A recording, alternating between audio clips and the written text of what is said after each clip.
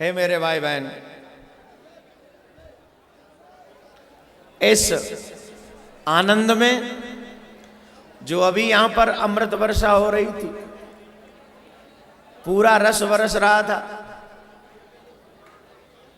इस रस में हमको एक बात बताइए। तमाम ये हमारे जो लड़के लड़कियां हैं, बहन बेटियां हैं, भाई हैं, ये सब नृत्य कर रहे थे, किसी के भी मन में बुरी भावना आई? अरे कल्पना तो करके देखो, जिस ठाकुर के भजन में इतनी शक्ति है, उस ठाकुर के सामने जाकर कितनी शक्ति प्राप्त होती होगी, कल्पना से परे है। जितने भी लोग यहां आए हुए हैं, नौजवान भाई बहन, आपसे एक ही प्रार्थना करूंगा, अगर नाचना हो तो सिर्फ भगवान के आगे नाचना, दुनिया के आगे कभी मत नाचना, कभी मत नाचना। दुनिया के आगे नाचने से तो हम बर्बाद हो जाते हैं, और ठाकुर के आगे तो मीरा भी नाची थी, और ऐसे नहीं, पग घुंघरू बांध मीरा नाची रे। लोग कहे मीरा भाई बावरी, सास कहे कुल नासी रे।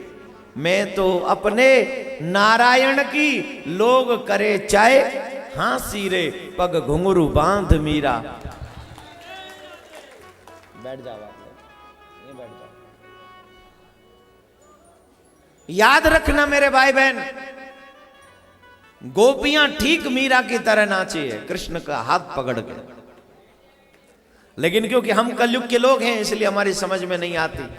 एक समय की बात है, कामदेव श्री कृष्ण के समीप वृंदावन में पहुंचे, और कामदेव ने कहा कि मैं आपसे युद्ध करना चाहता हूं।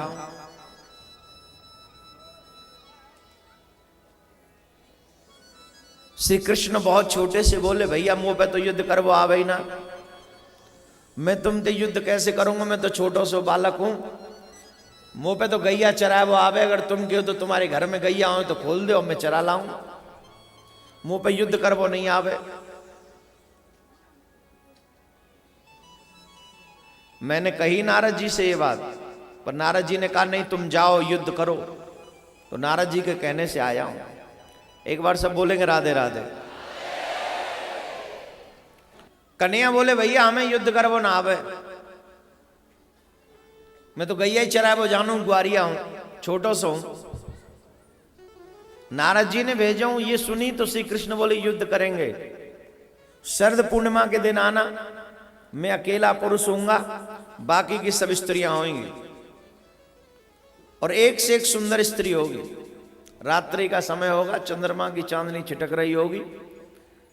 मेरे भाई बहन, जो हमारे शास्त्रों में कहा गया, अगर आपने पढ़ा हो अथवा सुना हो, रात्रि के समय जवान बहन भाइयों को भी कभी अकेले नहीं रहना चाहिए।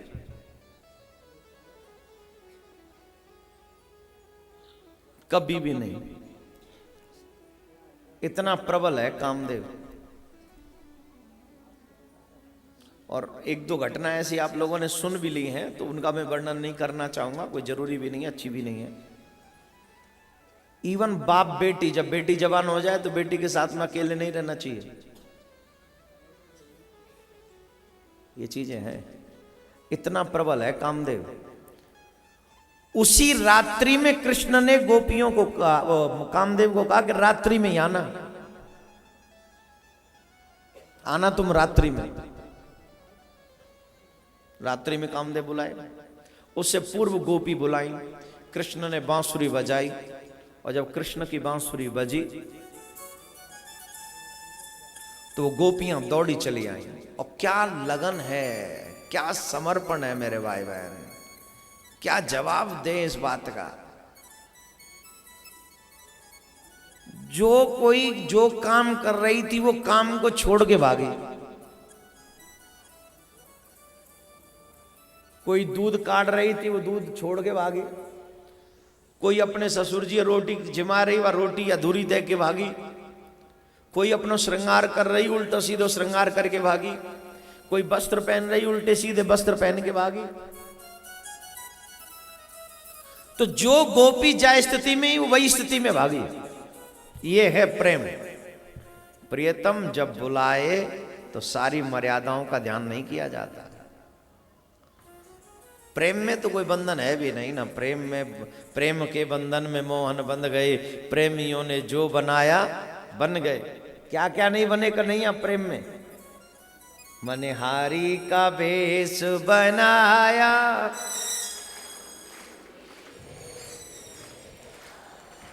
बताओ।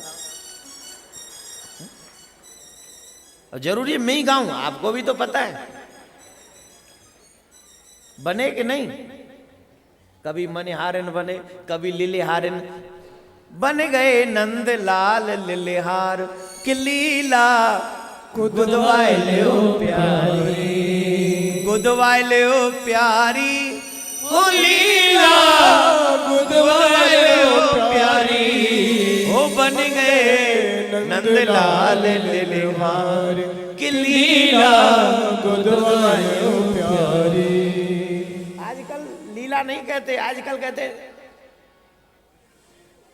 टेटू। टेटू बोलते हैं नहीं, कोई यहाँ टेटू लगवा रहा है, कोई यहाँ टेटू लगवा रहा है। बुद्धि खराब है गई सुसरे। कोई यहाँ एकदम नीचे पांव पंजे पे, स्टाइल है, फैशन है।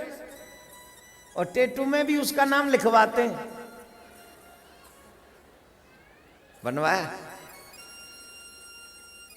अम्मा जी, ए अम्मा जी, अम्मा जी आपने टेटू बनवाया? क्यों भाई बड़े यंग बच्चे हंस रहे, क्यों? अम्मा ने बनवा सकेगा, तुम्हें ही बनाए लगे भगवान ने।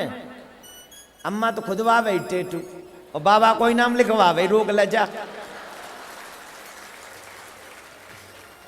हद कर तो अपने आप है, ज्यादा स्मार्ट समझ रहे हो। अम्मा लिखवा दे, वो भी देखी जाएगी जा नाम है। हाँ हम आते हैं जो कोई कर चुके तो हम हमारा नाम ले दियो। बता ज्यादा मॉडर्न बनते हो अपने आप को, अम्मा पे हंस रहे हो।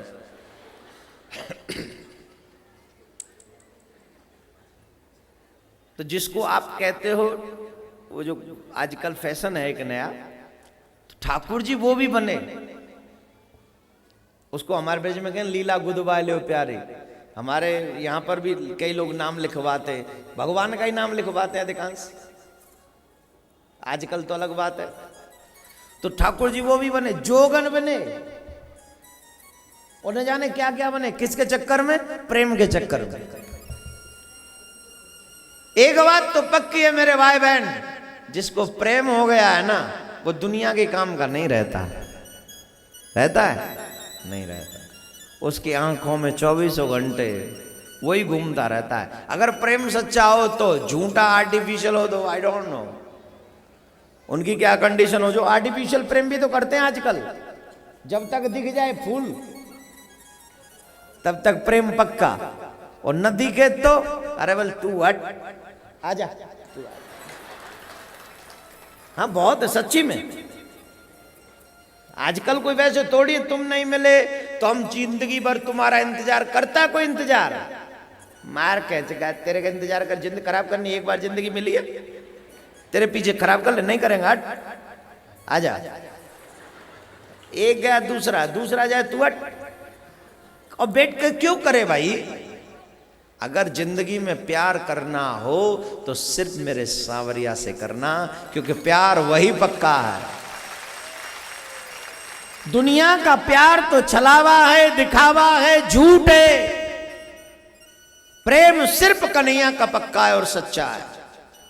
जिन्होंने कृष्ण से प्रेम किया वो कभी छले नहीं गए, उनके साथ कभी धोखा नहीं हुआ। और जिन्होंने प्रेम दुनिया से किया वो आखिरकार यही कहते हैं कि अब हाथ में कुछ नहीं रहा।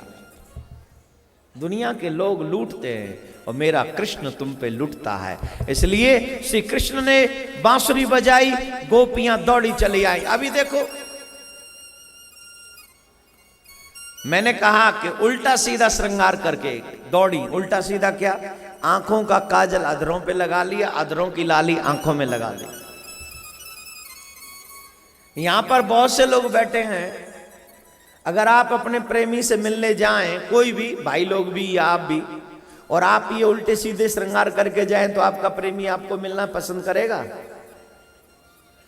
हैं जी, बताइए तो।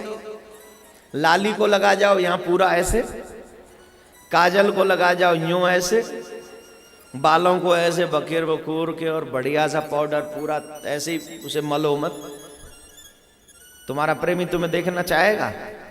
जवाब दीजिए। और हमारे साधु संत जो भगवान से प्रेम करते हैं, वो अपने तन पे पूरे पे भस्म लमा के और ठाकुर जी को जाके साष्टांग प्रणाम करते हैं, तो ठाकुर जी मना करते हैं, तुम ऐसे क्यों आए हो? बोलो, नहीं करता ना? क्यों? क्योंकि उसे तुम्हारे तन से प्यार नहीं है, उसे तुम्हारे मन से प्यार है, और दुनिया को तुम्हारे तन से प्यार है। ये बाहरी आडंबर देखती है दुनिया, और मेरा कन्हैया इंटरनली देखता है। What is your inside my dear, तुम्हारे भीतर क्या चल रहा है, वो मेरा ठाकुर जी देखता है। इसलिए गोपियां जब श्रृंगार करके जैसे भी आई, कन्हैया ने उनका स्वागत किया। स्वागतम वो महाभाग प्रियमेव करवाण्यव ब्रजस्या नामयम कचित ब्रूतागमन कारणम। हे देवियों, तुम्हारा स्वागत है, पर क्यों आई हो रात्रि के समय? रात्रि के समय घर से निकलना स्त्री के लिए ठीक नहीं है। हे देवियों जितनी बैठी हैं, ध्यान से सुन लो। आजकल मॉडर्न टाइम है, ये बात कहना थोड़ा मुश्किल है, फिर भी मेरे को बोलनी पड़ेगी। यहां बैठा हूं, जरूरी बात है, इसलिए बोलनी पड़ेगी। स्त्रियों को कभी भी अकेले घर से बाहर नहीं निकलना चाहिए। अनमैरिड हो तो पिता के साथ, भाई के साथ जाएं। मैरिड हो तो अपने पति के साथ जाएं। बुजुर्ग हो तो अपने बच्चों के साथ जाएं। अब आज की माताएं बहन तो बुरा मान जाएंगी, लेकिन आप बुरा मत मानना, ये समाज बहुत बड़ा शैतान है, बहुत बड़ा। ये सिर्फ समाज कहने के नाम पे समाज रह गया, अब ये समाज नहीं है।